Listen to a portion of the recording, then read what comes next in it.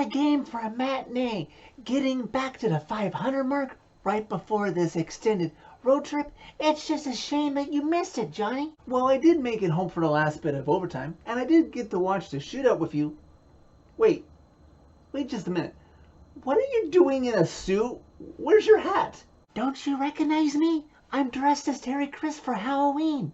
Okay, I'll allow it, especially after Nash went as Derrick Henry today. Preds tied the New York Islanders 2-2, and then everybody's hands go up, way up, as the Nashville Predators get the extra point in a gimmick, winning the shootout over the New York Islanders 2-0, thus winning the game 3-2. They've won 3 games in a row, are back at the 500 mark like Jersey Guy said, and now head out on the road for 2 weeks. But before that happens, let's recap this one. It's always fun when former Preds head coach Barry Trotz comes to town. It would be kind of nice if one of these years the Preds would make the Stanley Cup final against the New York Islanders and see if our old coach could beat us when it mattered most. I was kind of surprised to hear this stat. Did you know that since Barry Trotz has taken over as Islanders head coach, he hasn't beaten Nashville? The Preds are 5-0 against the Islanders. As for this one, in the first 20 minutes of this game, the shots were pretty even at 11 apiece, and both teams were playing undisciplined, each taking 3 penalties in the first period, including Ryan Johansson's key penalty of holding Brock Nelson's stick. Shortly after Ryan Johansson's penalty, Anthony Beauvillier, on a one-timer pass from Josh Bailey, beats Saros, who had no chance, 1-0 Islanders after the first period. In the second period, you never would have known if you had just looked at the shot totals, as it was Islanders 15 to the Preds 5 in that middle frame, that Saros was the only reason the Preds were staying in the game at that time. But just before 7 minutes into that middle frame, Dante Fabro in the neutral zone gets it to Tanner Jeannot, who threw a double screen of an Islanders defender and Yakov Trenin in front of Sorokin, tucks it through Sorokin's blocker side. It's in 1-1. About 12 minutes into the middle frame, though, Mikael Grilland puts the Preds shorthanded again by hooking Cal Clutterbuck, and on that penalty kill, just when you thought the Preds might escape and it's just about to expire, Brock Nelson backhand passes it to Wahlstrom, who roofs it past Saros, restoring the Islanders' lead, now 2-1 after 2 periods. As we discussed the third period, it's a good reminder that shot totals don't always tell the tale of the tape of who is controlling the game, as the Islanders outshot the Preds that period by a total of 9-4.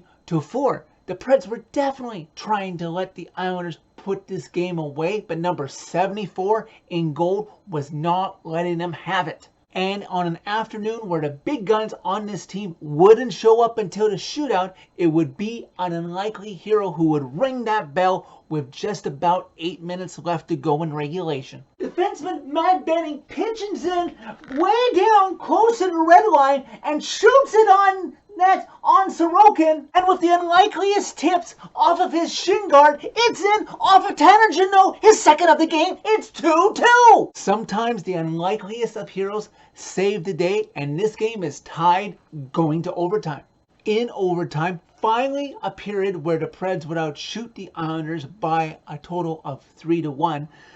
30 seconds into the frame, the Islanders get a 2-on-1 on Saros, and he bails them out for the last time, as that would be the last of his 34 saves he would make in the game. Saros receiving the second star, well deserved for his effort in this one. Ryan Polk blocked a sweet setup from Ryan Johansson backhand to Ellie Tolvanen to finish it, and then right as overtime concluded, Philip Forsberg took an intelligent hooking call that prevented an Islanders chance on the other side to end the game, as overtime had ended and this one needed a shootout to decide it. In the shootout, Duchesne and Wahlstrom both missed on their first chances for their respective teams. Then it was Forsberg's turn. The Islanders TV crew and maybe Sorokin himself thought that Forsberg was going to go high glove side, but at the last possible moment, Forsberg tricked him, got his 5-hole open, and snuck it in there, giving the Preds a 1-0 lead in the shootout. Then Beauvillier's turn, but he was stopped, backhanded, short side by Saros. And then finally, it was the captain, Roman Josi, who would beat Sorokin, giving the Preds a 2-0 win in the shootout. They won the game 3-2. Hey Preds Nation, at this point in my Preds fan reaction videos, you would usually expect me to summarize the game as a whole and project what is to come in the next week or so. But seeing as what was announced today, I wanted to speak from the heart, in one take, no jump cuts, how I feel about Preds analyst Terry Crisp. As many of you know, or for anyone new who needs a friendly, quick reminder, I have been a day one Preds fan. I grew up in northern BC. When the Preds got a team, I decided, hey, I already like country music, I will admit, so why not go for a hockey team from the start, as I wasn't a diehard enough fan of any other team, and really enjoy the ride of seeing what this team could do. And when they ultimately win a championship, and I do believe they will win a championship in my lifetime, I can say, hey, I was there from the start. So in northern BC, I was born and raised in Kitimat. I remember when the last few days of having dial-up internet, not being able to watch many Preds games, but I got to listen to Pete Weber and Terry Crisp through the first handful of years of this team, and the excitement that they tried to relay over their radio broadcast was very exciting for 16-year-old me during the first expansion year. And I enjoyed the ride with them through their radio calls of when the Preds went to their first playoff appearance in 2004.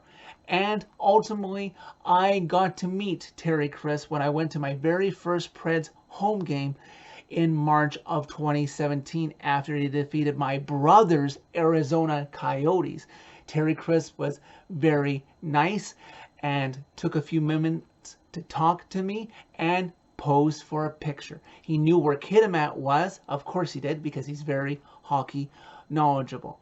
So Terry, from the bottom of this diehard Preds fan's heart, I would just like to thank you for the big part that you have played in bringing the Preds to where they are today. So that's it for this video. Thank you very much for watching. As always, click like if you liked this video. Click subscribe if you really liked it. You can find my social media by clicking on a channel name. And in closing for this video, I'm going to leave you with a picture of one of my favorite Preds personalities of all time.